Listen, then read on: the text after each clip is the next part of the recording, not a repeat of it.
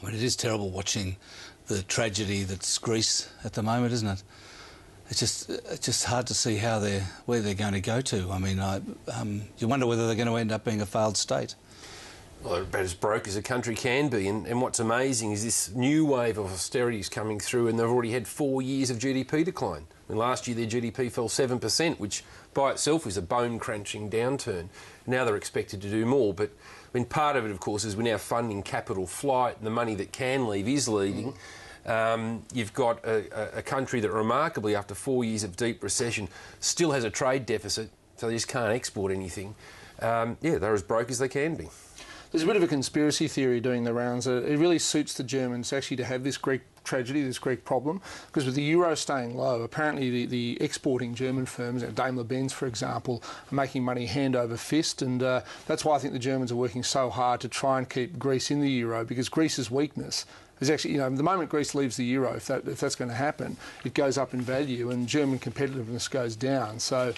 But yeah, I can't see a way out with Greece. I think it's either default now or default later, but I can't see anything else happening.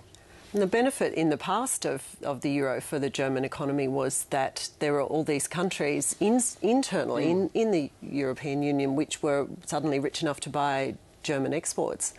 So, you know, that was the benefit to Germany in those days. But you're right, it's surprising in a way that the euro hasn't fallen more than it has Gerard, already. you just got back from the US. What's the mood like over there? Well, the mood in the US is actually picking up. I mean, they're getting better macro data, better employment, and they're talking about another round of Federal Reserve money printing. So it's win-win for a lot of investors on that scenario. Europe is still obviously there in the background, and people are still worried about it. But even there, we've seen a much more proactive European Central Bank. And, you know, my throwaway line is Europe has changed. It's got a German as a pope, and it's got an Italian as a central banker, and that's made a world of difference. So you've got the Italian central banker willing to be a lot more flexible than Trichet ever was, and we've got the so-called 3-year repos and the prospect of another lot of money coming at the end of February, and that's improved. What does the German also. Pope mean? The German Pope. I don't know the financial consequences of that.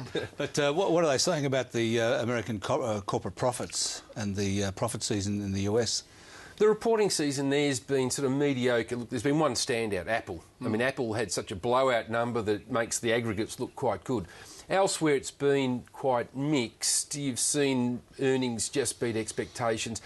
The key for us is the outlook statements have been a bit murkier, and that's understandable because America's biggest trading partner is still Europe, and that's in recession.